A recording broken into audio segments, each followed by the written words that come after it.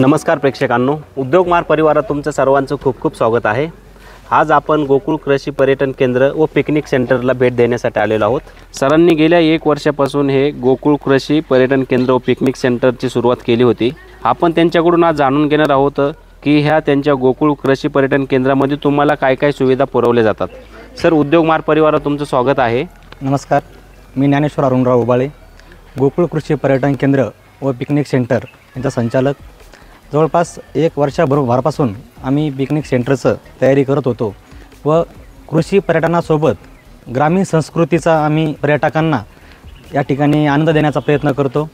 ज्या प्रकारे कृषीमध्ये आल्यानंतर ज्या पर्यटकांना आतापर्यंत काही शेतीमध्ये गेले नाही त्यांना पहिल्यांदा शेतीचा अनुभव येतो, त्याच पद्धतीमध्ये ग्रामीण संस्कृतीमध्ये जे ग्रामीण पद्धतीचं जेवण होतं त्या ग्रामीण पद्धतीचं जेवणी म्हणजे स्टार्टिंग सुरुवाती आल्यापासून जेव्हा गेटमध्ये सर्वप्रथम पर्यटक येतात त्यानंतर त्यांना त्यांचं औक्षण करणं म्हणजे त्यांना जे ताट घेऊन ओवाळणं वगैरे ती पद्धत आम्ही करतो। ती पद्धत झाल्यानंतर त्यांचं समोर येऊन सर्व अगोदर चहा नाश्ता पर्यटक करतात।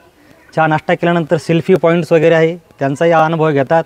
तसंच लहान मुलांना खेळण्यासाठी सुसाक आहेत, झोके आहेत, स्पायडर आहे, जम्पिंग पॅड आहे आणि भरपूर मुलांना छोट्या बोटिंग्स वगैरे असं आल्यानंतर मुलं अगोदर नोंदणी करण्या अगोदरच त्या खेळण्यासाठी सुरुवात करून देतात। ते झाल्यानंतर त्यांना आमच्याकडे शेततळ्यामध्ये बोटिंग आहे।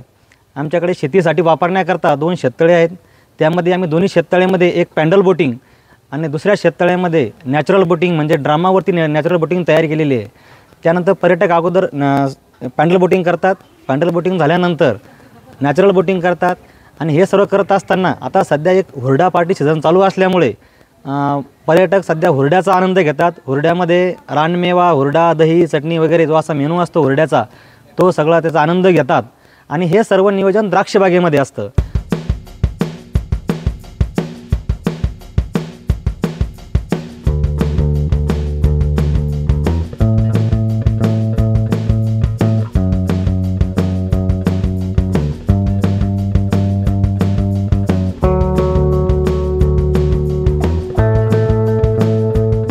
आमचा मुख्य व्यवसाय हा शेती आहे व शेतीमध्येच आम्ही द्राक्ष बागायतदार आहे। आम्ही पूर्वीपासून द्राक्ष शेती करतो आणि त्यामध्ये चांगलं उत्पन्न आम्हाला मिळतं, परंतु समाधानकारक उत्पन्न मिळत नाही। त्यामुळं आम्ही या शेती व्यवसायाला जोड व्यवसाय म्हणून हा कृषी पर्यटन व्यवसाय करतो।